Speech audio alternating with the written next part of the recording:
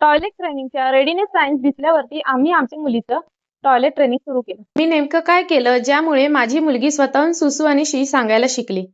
आमच्यासाठी कोणतीही एक मॅजिक टेक्निक नव्हती. आम्ही काही छोट्या गोष्टी रोज कन्सिस्टंटली केल्या. सुसूसाठी साधारण 2 ते 3 तासांनी आम्ही तिला विचारायचो, सुसू आली का? आणि आली असेल तर आईला सांगायचं पॅन्टमध्ये करायचं नाही, वॉशरूममध्ये करायचं. हे रिपीटेडली सांगायचो. शीसाठी तिचं एक फिक्स टायमिंग ठेवलं होतं. फिक्स टाइम असल्यामुळे तिच्या शरीराला आणि तिच्या ब्रेनला याची सवय झाली की या परफेक्ट वेळेस आपल्याला पॉटी करायची आहे.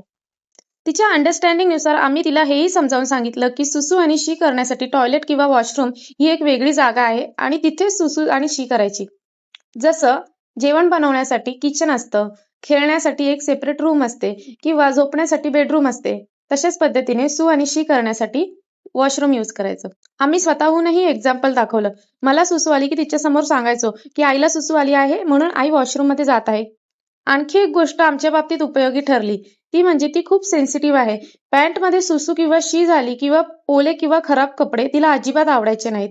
आम्ही पोटी ट्रेनिंग बद्दल कधीच फोर्स केला नाही. वॉशरूम बद्दल निगेटिव्ह फिलिंग्स निर्माण होऊ नये म्हणून तिचा शी आणि शू करण्याचा एक्सपिरियन्स नेहमीच हॅपी आणि कम्फर्टेबल ठेवण्याचा प्रयत्न केला. सगळ्यात महत्त्वाचं म्हणजे रिवॉर्ड.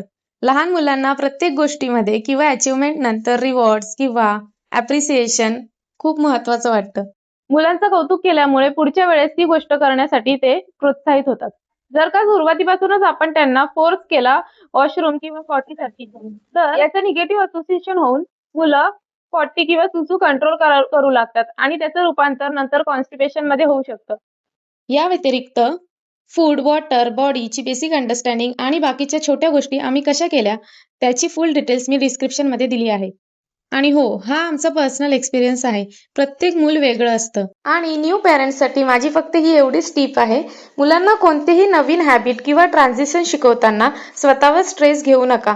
प्रेमाने, योग्य कम्युनिकेशनने, कन्सिस्टन्सी ठेवून, स्वतः त्यांचे रोल मॉडेल्स बनून आणि पेशन्स ठेवून त्यांना शिकवत राहा. प्रत्येक मुलाला त्याचा वेळ द्या.